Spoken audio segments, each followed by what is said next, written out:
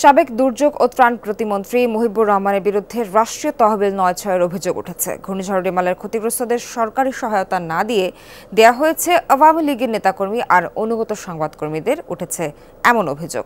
এতে ক্ষুব্ধ প্রকৃত ক্ষতিগ্রস্তরা।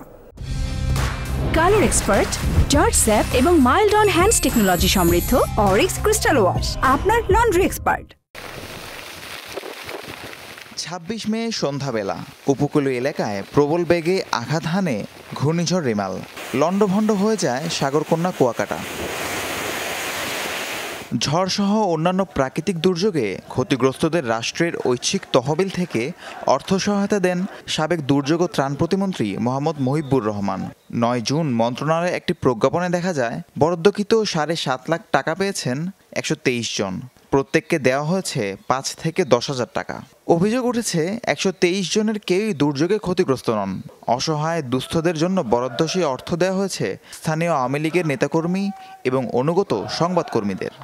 অনেক ভালো মানে সলভেন্ট অথবা যারা এস্টাবলিশ, যাদের আর্থিক অসচ্ছলতা নেই, তাদেরকে তালিকা ১২৩ জনের টাকাটা তার মন্ত্রী খায় নাই, কাছে বা যাদের ভালো জানছে বা যারা কাছাকাছি ছিল, সাংবাদিক বলেন, দলীয় কর্মী বলেন, আমাদেরকে সহযোগিতা করছে। মন্ত্রণালয়ের চিঠি অনুযায়ী তালিকাভুক্ত ব্যক্তিদের অর্থ বিতরণ করেছেন উপজেলা নির্বাহী কর্মকর্তা। তার দাবি, স্বেচ্ছাধীন তহবিল থেকে বরাদ্দ হওয়ায় সুবিধাভোগীদের বিষয়ে জানার সুযোগ নেই। তালিকার বিষয়ে মূলত এটি যেহেতু সাবেক প্রতিমন্ত্রী স্বেচ্ছাধীন, তিনি তার মতো করে তালিকা করেছেন। এই তালিকাগুলো উপজেলা থেকে যায় না বা উপজেলা থেকে এই তালিকাগুলো যাচাই বাছাই হয় না। আইন অনুযায়ী প্রতি অর্থ বছরে একজন প্রতিমন্ত্রী ৭.৫ লাখ টাকা অনুদান হিসেবে বিতরণ করতে পারেন। সেই সুযোগের অপব্যবহার করা হয়েছে উপকূলীয় এই জেলায়।